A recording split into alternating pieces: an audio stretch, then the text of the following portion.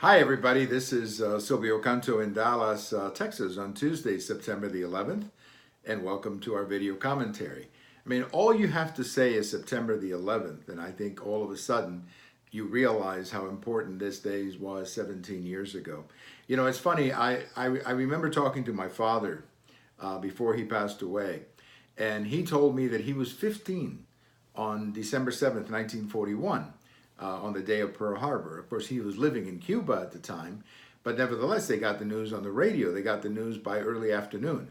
And by early afternoon, the news flashes on the radio in Cuba were about the attack of Pearl Harbor. And my father can remember, exactly where he was. He was coming home from Mass with his two brothers, my two late uncles. So it was just one of those things where everybody tends to remember days like this.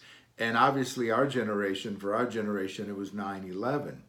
I was, uh, I was just getting ready. I had gone jogging that morning and I was getting ready. I was putting my tie on and I had the television channel on. I was watching the Bloomberg News channel. We had just gotten that channel and I was curious as to what it was all about. It was like a news channel or something like that.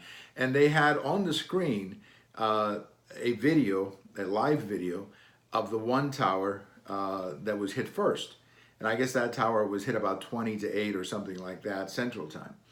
And I remember watching that, and the first thought that came to my mind was a story that I had read years before, that in the late 1970s, there was a 747 coming from Argentina to New York. And as the airplane was nearing New York, the pilot made a mistake, and the tower, with plenty of time, was able to get to the pilot and say, "Hey, you got to change your course because if you stay on that course, you're going to hit one of the towers." So it occurred to me, as I was watching this on the television, that maybe we have another accident. What else could it be? How could somebody hit a tower like that? At the moment, it didn't occur to me that it was something premeditated. I thought it was a completely terrible accident. But as I was watching this, I think it was a few minutes before 8 o'clock our time here in Texas, the second plane hit the tower. At that moment, I knew that this was not an accident, that this was in fact something very serious going on.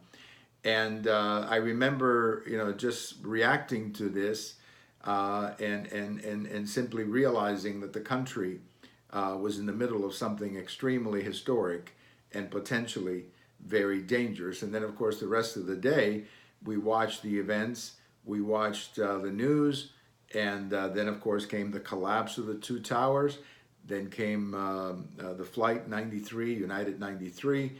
And then for the next week or so, there were not any planes in the air. This is something that many of you may remember. It was like all the flights were shut down in the country. Not a single plane was up in the air. And it was really strange because, we here in Dallas, we have a lot of airports and we have a lot of planes over on the sky all the time.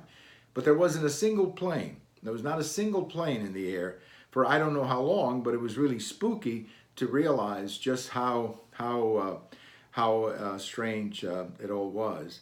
Well, it happened 17 years ago, and of course, as time passes, the passion or maybe the excitement is not the same. But for me, it was always something. I always think of the many people who were killed that day, the innocent people who were killed that day in the planes and in the buildings. I had been at one of the two towers, I don't remember which one, about 10 years before, and I remember how tall it was, getting on that elevator and going all the way up. It was really a fascinating thing, but I couldn't help but think of all the families that day and all the widows and all the orphans that were made possible because of that terrible day. So we remember, and we stay in guard. Make sure it does not happen again. But I think of all the 2,900 people who were killed that day. I think it was almost 3,000 actually. But anyway, I think of all of them. And I think of those heroes in United 93 who fought back and tried to get back the plane before, unfortunately, it crashed in Pennsylvania. So God bless everybody who was a part of that day, the ones who were killed, the families, and certainly those policemen and firemen in New York who went in trying to save people. That was heroism of the type that you don't see every day. Well, we have all of these videos over at YouTube. We have all of them over on my Twitter and on my blog. And God bless America on 9/11.